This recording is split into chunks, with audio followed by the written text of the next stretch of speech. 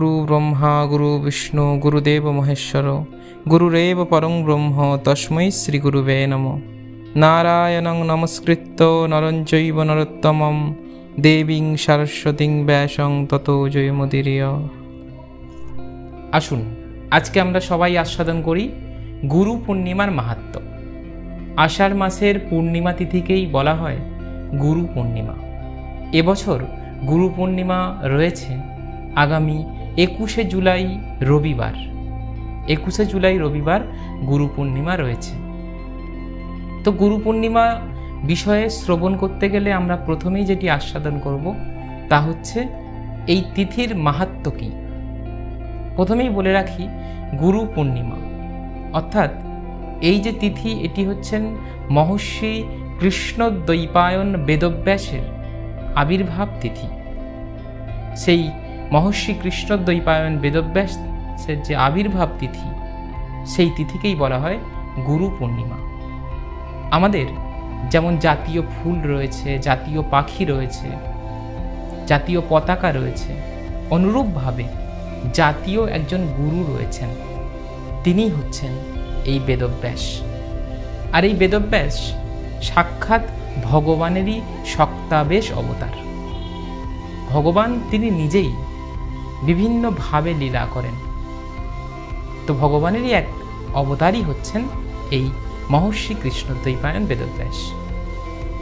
তো সেই বেদব্যাসের আবির্ভাব তিথিকে কেন্দ্র করেই সমস্ত ভক্তি সমাজে, সমস্ত ভক্তি রাজ্যে যে প্রত্যেকের নিজ নিজ গুরু, অর্থাৎ যে যে গুরুর কাছে আশ্রিত, কেউ খুব ভালো গান শেখে, কেউ খুব ভালো নৃত্য করে, তাদেরও গুরু রয়েছে। কিন্তু দেখুন, আধ্যাত্মিক জীবন, পারমার্থিক জীবনে, মোক্ষের পথে, মুক্তির পথে, ভগবানের প্রতি ভক্তি শ্রদ্ধার পথে যিনি আমাদেরকে অগ্রসর করেন, তিনি হচ্ছেন আমাদের স্পিরিচুয়াল টিচার বা আধ্যাত্মিক শিক্ষক বা আধ্যাত্মিক গুরু, যার কাছ থেকে আমরা দীক্ষা গ্রহণ করেছি, যার কাছ থেকে আমরা শিক্ষা গ্রহণ করেছি। এইরূপ গুরুদেবকে, এইরূপ গুরুকে সবাই আমরা এই দিন শ্রদ্ধা জ্ঞাপন করি। গুরুর প্রতি শ্রদ্ধা, তাকে পুষ্প দিয়ে তাকে আমরা সম্মানিত করি, তাকে আমরা আদর জানাই, তাকে আমরা ভালোবাসা জানাই, আমরা শ্রদ্ধা জানাই। আমাদের ক্ষমতাই বা কতটুকু, কিন্তু যতটুকু সামর্থ্য আমরা ততটুকু করার চেষ্টা করি। তো প্রত্যেকে এই গুরু পূর্ণিমার দিন অবশ্যই তাদের নিজ নিজ যে গুরু, তার চরণে পুষ্প নিবেদন অবশ্যই করবেন। যদি সামনে থেকে গিয়ে সম্ভব না হয়, তাহলে অবশ্যই তার যে চিত্রপটটি রয়েছে ঘরে, সেইখানে সবাই অবশ্যই ফুল অর্পণ করবেন শ্রদ্ধা ভক্তি ঘরে। কারণ মনে রাখবেন, তিনিই হচ্ছেন আধ্যাত্মিক পথপ্রদর্শক। আরও এই দিনটি বিশেষভাবে মহিমান্বিত। গুরু সেবা, আমরা কথাটা সব জায়গায় শুনি, গুরু সেবা। গুরু সেবা কি? গুরু কিভাবে সন্তুষ্ট হয়? গুরুকে অনেক অর্থ দিয়ে সন্তুষ্ট করা যায় না, গুরুকে অনেক ফুলের মালা দিয়ে সন্তুষ্ট করা যায় না, গুরুকে অনেক বেশি পুষ্প, মিষ্টান্ন, ফল ইত্যাদি দিয়েও সন্তুষ্ট করা যায় না। তুমি যখন গুরুদেবের দেওয়া কথা, নির্দেশ, গুরুদেবের তোমার প্রতি যে নির্দেশ রয়েছে, তোমাকে যা যা করতে বলা হয়েছে, তুমি যখন তা সঠিকভাবে করবে, তখন সেটাই হবে গুরু সেবা। তিনি কিছু চান না, তিনি আমাদের কাছে থেকে এইটুকুই চান যে আমরা কতটুকু ঈশ্বরের প্রতি শরণাগত।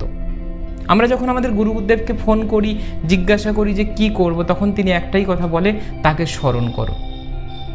গুরুদেব তিনি হচ্ছেন সেতুর মতো, ওপারে ভগবান, এপারে ভক্ত।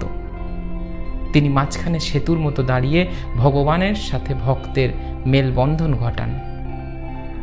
তাই আমরা গুরু পূর্ণিমার দিন অবশ্যই শুদ্ধ সাত্ত্বিক নিরামিষ আহার গ্রহণ করব, অধিক পরিমাণ শাস্ত্র অধ্যয়ন করব এবং যত প্রকার ভক্তিমূলক কাজে যুক্ত থাকব।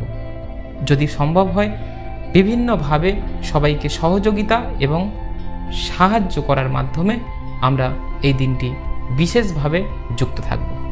সামর্থ্য থাকলে অবশ্যই গুরু বাড়িতে গিয়ে গুরুদেবের চরণে প্রণাম অবশ্যই আমরা জানাবো। আসুন, এই ছিল গুরু পূর্ণিমার মাহাত্ম্য। সবাই আমাদের সঙ্গে যুক্ত থাকুন। যারা ইউটিউব থেকে দেখছেন তারা অবশ্যই আমাদের চ্যানেলটি সাবস্ক্রাইব করে রাখুন, আর যারা ফেসবুক থেকে দেখছেন তারা অবশ্যই আমাদের পেজটি ফলো করতে ভুলবেন না। আর হ্যাঁ, ভিডিওটা অবশ্যই নিজের বন্ধু বান্ধব আত্মীয় স্বজনকে শেয়ার করে দিন।